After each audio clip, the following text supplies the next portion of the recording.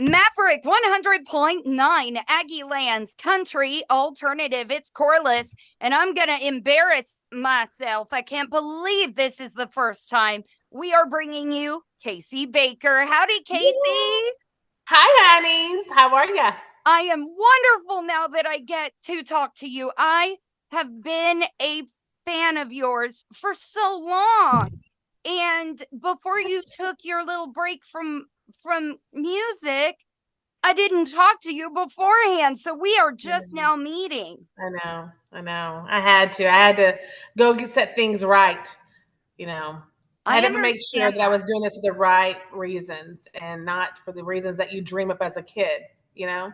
Oh, I've had those reflections Yeah. over the years as well. And I think coming up here in the interview, you and I will have to chat a little bit about reflection and Yes. taking different paths because Yep. it's something you and I have in common. We're already kindred spirits, clearly. But Yes, ma'am. first, I got to talk about new music, baby, because you have sent Okay. me Missing You. Tell me about Missing You. Ooh, Missing You was basically kind of like what we were talking before is about I'm not gonna say women do it too, but in my experience, it was a man that I was dating, a couple of them, and they became what's that word? The term is ghosting or whatever it is, Yes. and that hurts. I mean, it's like they are all India until they have like squirrel, just move on, and and so they don't really communicate well. And since me being more of a passionate lover kind of a person, I just don't understand that realm. I just don't get it. I don't understand it. So missing you was really written in a kind of a tongue-in-cheek kind of thing where it's like I'm because being a I write sad songs. I mean, I think that's just what I do. I think most of us do in the country world, or we write songs about ourselves.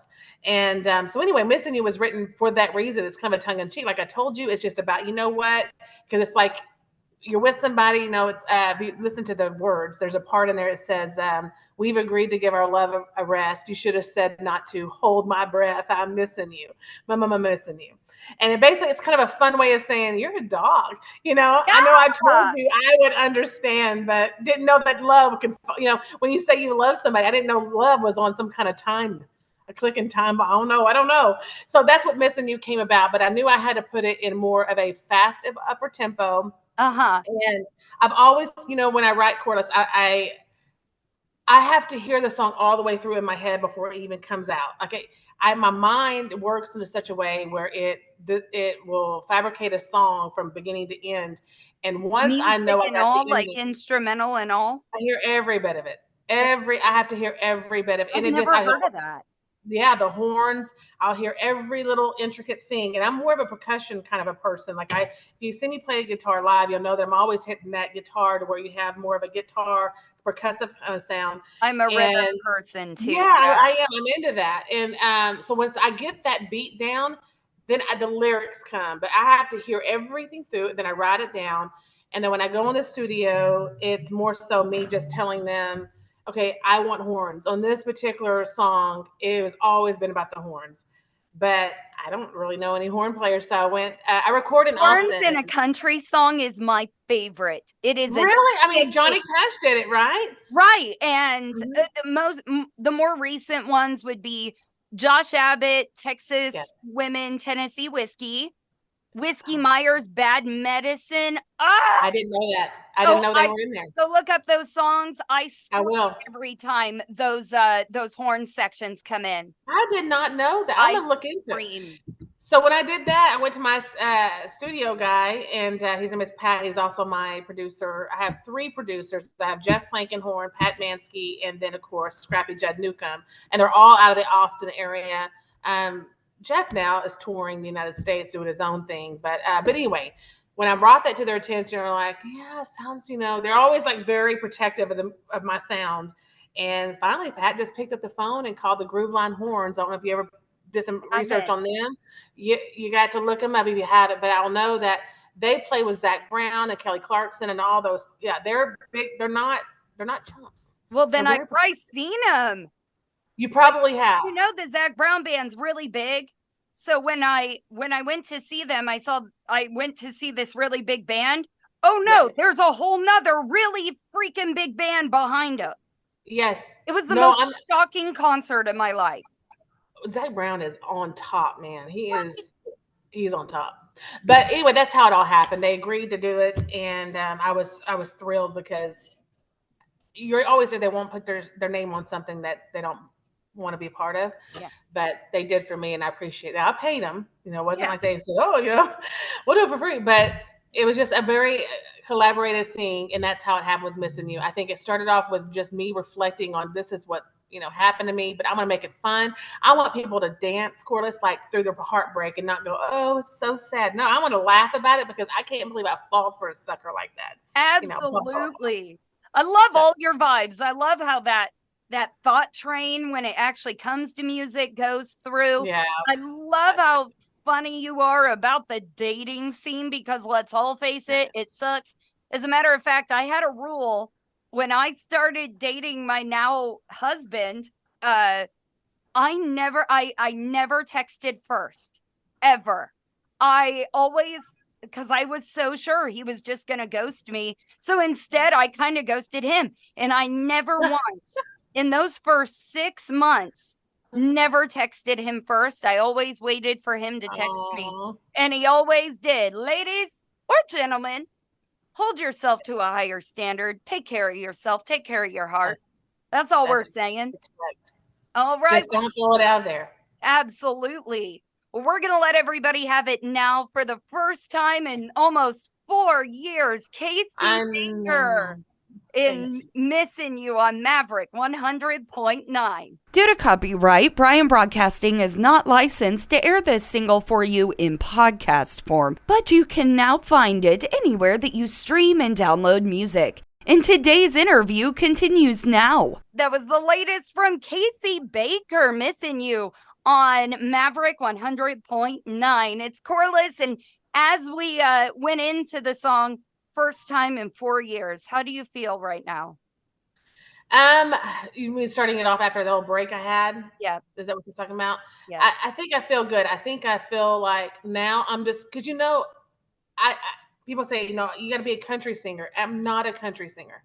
I love country and I love all types of music, but to be a writer, I write all kinds of things. I don't want to put myself in a box. I want to write what I feel God has given me to write. And I feel like we can just shortchange ourselves if we put our creativity into a box and say, okay, this is the only thing I'm going to do. And so what you're going to hear going forward after Missing You is you're going to hear some more contemporary alternative stuff. You'll hear, I wrote a song like a ZZ Top song. It's just kind of a ZZ Top feel. You're going to hear a lot of guitar. I like it all. I love Metallica. You mentioned Metallica earlier. I like music that makes me think, move, feel. I wrote a song about Whitney Houston. I write all kinds of different stuff. So now the new Casey Baker, after her little hiatus, I am no longer going to put myself in a box. I'm going to do it for the right reasons, and that was to give the music to the people. I feel like God has given me in my craft. It's the only part of me that I feel is me. Yeah. And I'm going to make sure that gets that. I hope everybody takes those words from you very seriously, no matter their profession. This doesn't just pertain to music. Dolly Parton always said, figure out who you are and do it on purpose. And you should proceed in life with purpose. I'm a big believer in that. So obviously that means more music is coming. You've been recording a lot. Yes, ma'am. I have probably about 45, 50 songs ready to go. It's going to take me a while to release them. Some songs will be released to radio, but a lot of my songs, probably won't. Not a lot, maybe half will just go right through the platforms, only because they're time structured. There's some of them are like 5-minute songs, so it might be a 6-minute song. I'm just going to let the music I'm just going to let the music do its thing. I don't. You're throwing it into the world. I don't write songs. Like I don't sit down and say, okay, I'm going to write about flowers today. I'm going to write about trucks or whatever that is. I do not do that. I wait for my spirit to talk to me, and then I write that. And I don't ever, if like I told you, if I don't have the whole piece, I do not even entertain it. I feel like if God wants me to write it, I'll write it. I love that. You are so unique. I don't think I've ever had. And I talk about songwriting a lot. I am a huge songwriter nerd. And I don't think anyone, I got to go through my podcasts and whatnot, but nobody's quite described it in that sense. No. So what a cool gift and self-awareness you clearly earned in this world, and you know how your brain and your body is going to work together to get these beautiful, passionate things out. That's so cool, man. I'm nerding out. I was already nerding because it's like the music you put out in 2019 was phenomenal. It was some of my favorite country music, and it was right when I was starting Maverick 100.9 because we launched on September 12th, 2019. So that's when I started receiving your stuff in my oh my gosh. And I really connected with it. Yeah. And that music. Go ahead. I was just going to say that music. That was after my time off and my reflection. That's interesting because that was my life. Like every one of those songs I've written about me pretty much. And I can tell you, most of them were written in my bathroom. I would tell people that. Like I would lock the door and let's make sure the kids wouldn't get in. But I wrote those songs back to back to back. And then I would go in the studio and I just recorded them just the way I've written them. And but let me tell you why I wrote those songs. It's my daughter had passed away in 1994 and I died. Literally, when I say I'm not the same person after that. Yeah. And so I quit listening to music because I wanted it so bad. I wanted to be that Reba McEntire or that Patsy Cline or whatever that was. I always wanted to be that person. And but when I had her, she became everything in my world. And when she died, the most thing that everyone in life left me. And so I was afraid to put music up there because I didn't want God to take that or just me not be able to have those dreams. So anyway, about 13 years later, I turned on the radio. And I remember thinking, what the heck happened to our country music? Like, I was like offended. I was like, this is not what I remember turning off. And anyway, I said, you know what? I'm going to write an album that has the steel guitar, the fiddle, that has all those traditional sounds. And that's how it happened. That is so cool. Like, it was your calling.